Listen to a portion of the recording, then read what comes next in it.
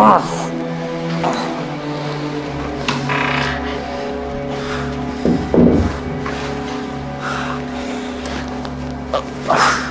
gising ka na. Kamusta tulog mo? Masarap ba? Idlip na ako eh, kasi pagod ako eh. Isabel, ano ba to? Tanggalin mo to. Gusto mo na kumain? Gutom ka na ba? Ihanda ko yung dinner mo. Ano ba? Bakit mo ginagawa to? Tanggalin mo to ngayon. Bakit mo ko tinali? Para hindi mo na kami matakasan. Benji, bibigay ko lahat ng kailangan mo, promise.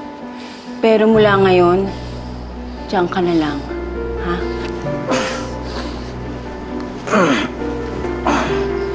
Higpit, no? Girl Scout ako dati eh. Hindi ka na makakatakas dyan kahit anong gawin mo.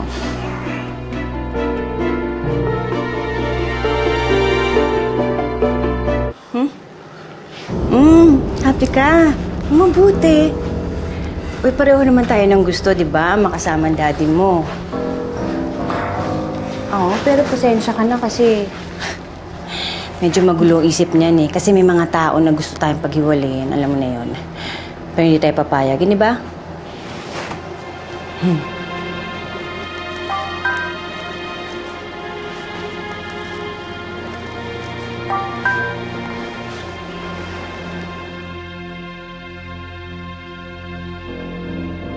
Hayaan niyo na po si Daddy sa amin. Masaya na po kami. Nakapag-desisyon na si Benji.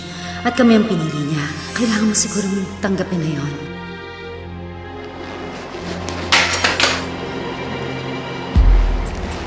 Isabel?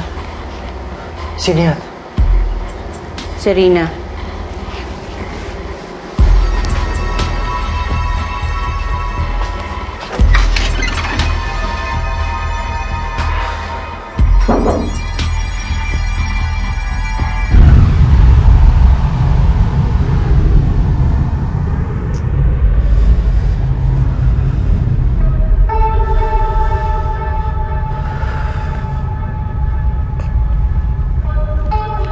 Isabel? Isabel? Mahal ko.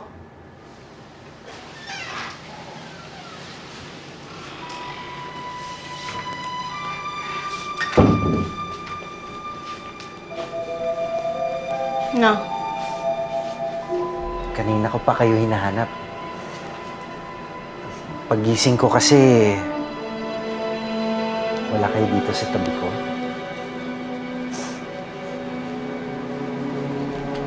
Eh, ayaw mo naman kami katabi, kaya hindi kami dito natulog. Ganun ba? Sorry ha. Ang bilis mo naman magtampo. Isabel, dito na kayo, ho. Halika.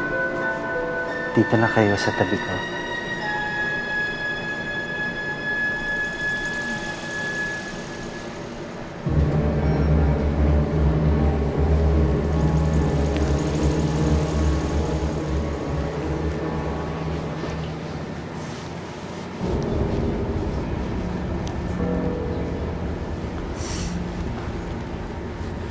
Ang ganda talaga ng baby natin, no?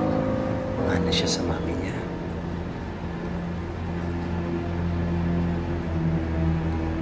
Hindi kaya. Mana kaya sa'yo?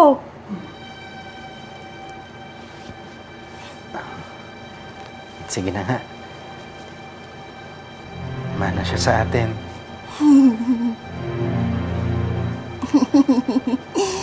Mana sa atin. Isabel? Gusto ko sanang mahawakan tsaka kargahin yung baby natin. Kaya lang nakatali ako eh. Pwede mo bang tanggalin yung tali ko para makarga ko yung baby natin?